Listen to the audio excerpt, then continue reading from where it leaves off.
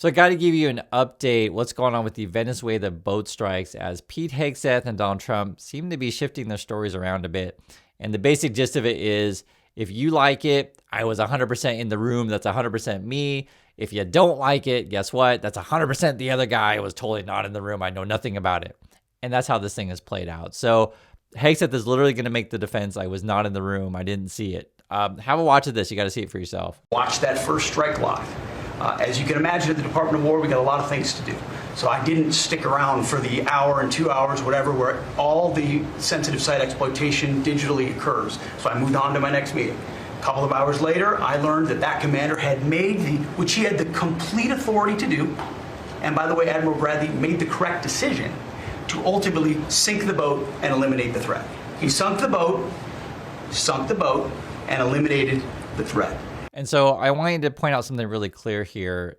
You can see, like, Hegseth's clearly reading something like eliminate the threat. Like he says it twice, like it's a script there. And so the way they're painting it, which is kind of a strange explanation that he gives, is like, okay, he had the authority to do so, which make sure it's clear it's from Hegseth, right? So but he's going to try to downplay that and try to make the case that he wasn't in the room. What's interesting, though, is that if you watched this before, this is Hegseth talking about how he watched it live. Listen what he says here. So the president is sending a message to other cartels, right? A very clear one. I can tell you that was definitely not artificial intelligence. I watched it live. We knew exactly who was in that boat. We knew exactly what they were doing, and we knew exactly who they represented. And that was Tren de Aragua, a narco-terrorist organization designated by the United States, trying to poison our country with illicit drugs. So basically, before he was like bragging about how he watched it live. And now that there's controversy, say, on the second strike, he's like, well, I was definitely not in the room for that one. So this is why I'm showing you guys this. You got to see it for yourself. And then if you call him out on it, he'll get angry at the press. Have watched him with some more here. And it was the right call. We have his back. And the American people are safer because narco-terrorists know you can't bring drugs through the water and eventually on land if necessary to the American people. We will eliminate that threat, and we're proud to do it. So you didn't see any survivors, to be clear, after that first strike?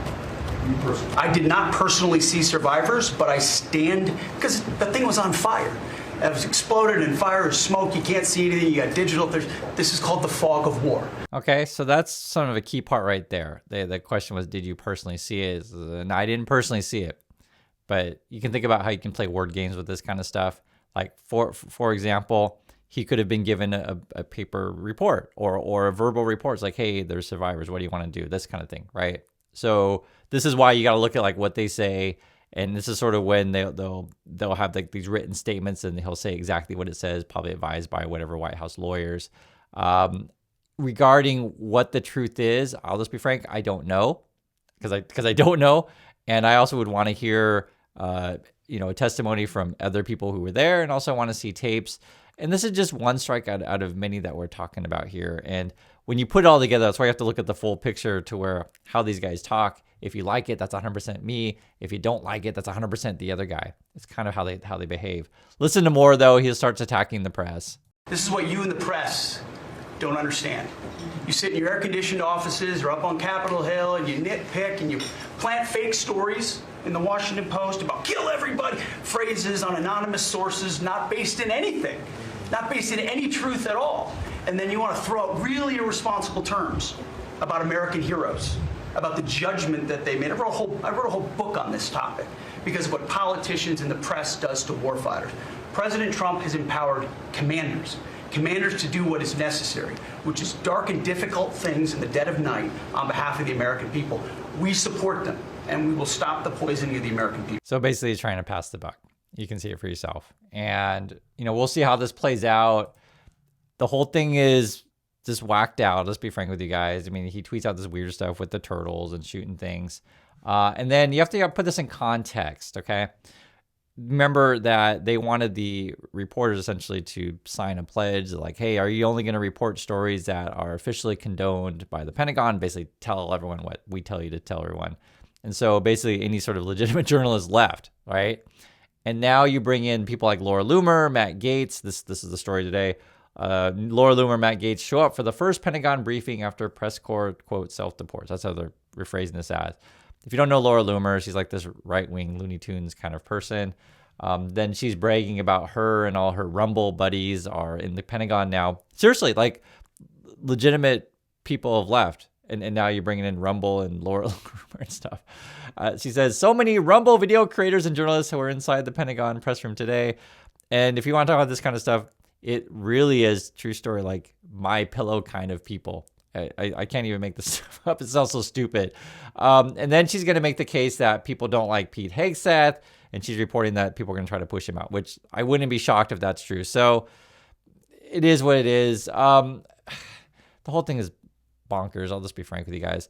Trump's now going to tell you you're all going to be rich. So while that talking about the Venezuela stuff, then he tries to say, well, you know, here's a shiny object. You got to be distracted on this. By the way, you're all going to be rich with Trump accounts. And this is what they're tweeting on the White House today is like birthday gifts with money flying out of it, or Christmas presents, I should say. They're also going to tell you that Trump is working 12 hours a day. So no, seriously, Trump working up to 12 hours a day. Well, up to, okay. I missed that the first time. Up to they you know what's funny with this language is they use that when they talk about money as well. They're saying, oh, you know, Japan's going to give us up to 500 billion, and what Saudi Arabia is going to give us up to 1 trillion, and I guess Trump is working up to 12 hours a day. And they're basically saying that don't believe the New York Times. They're a bunch of liars over there. Blah blah blah. This is something that's interesting. That this is coming from the NewsHour, so. Who knows? You never know with anything, okay? From Nick Schifrin, a reporter, says, the U.S. military struck the boat on September 2nd 4 times, twice to kill the 11 people who were on board, and twice more to sink the boat, U.S. official tells me. So this just came out a few minutes ago.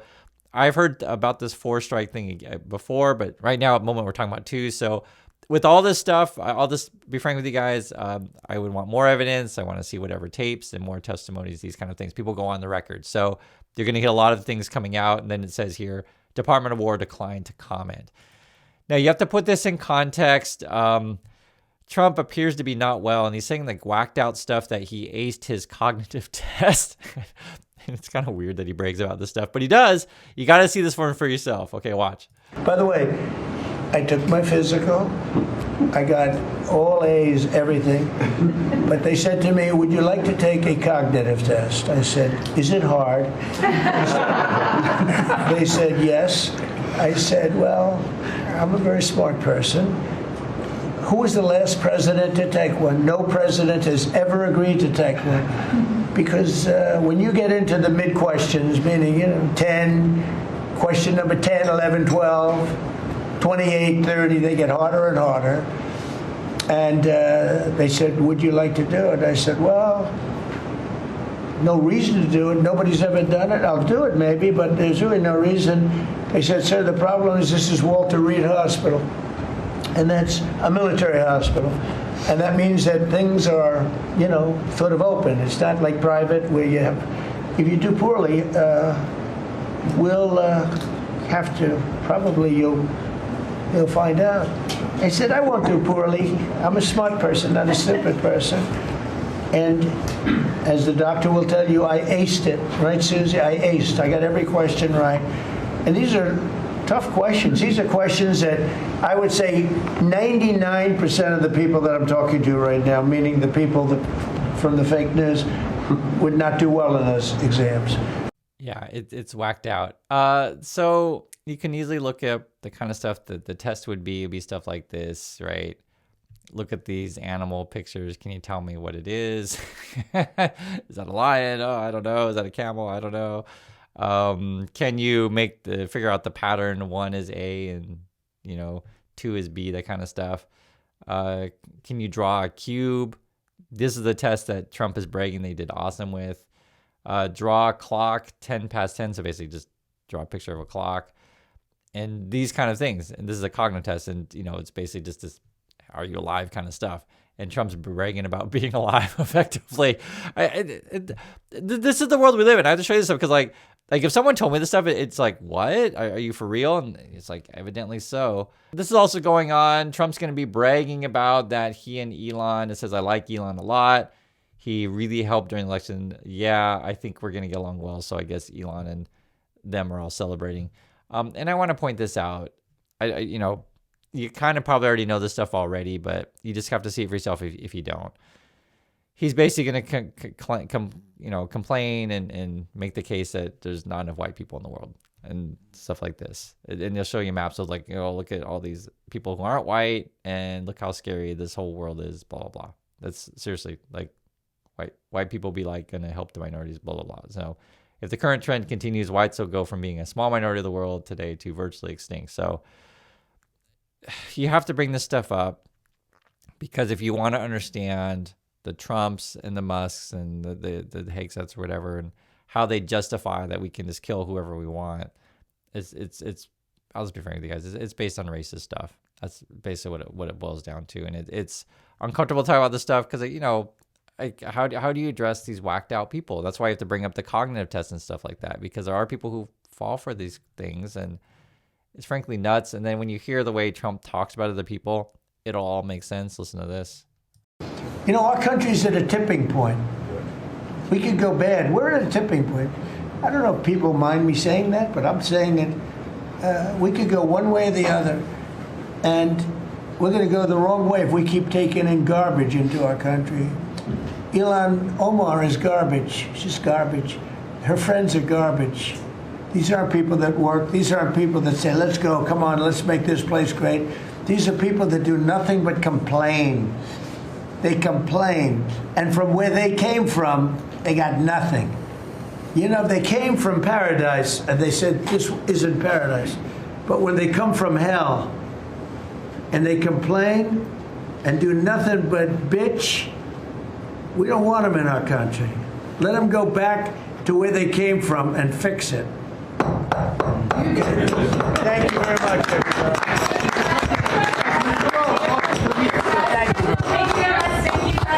Mr. President, has Maduro offered to leave? Yeah. And that's who they are. They start clapping after that kind of stuff, and I just want you to sink in who these people are. I know sometimes people get upset. I don't want to hear Trump talk, right? I don't play Trump all day, every day. This isn't like 24-hour listen to Trump speeches, but in these kind of situations, like it's real. They're calling people garbage. They're referring to other places being bad as effectively, right? And it's just these people are sick. And then even Trump's posture there, it's obvious, and it's sad that anyone falls for this stuff.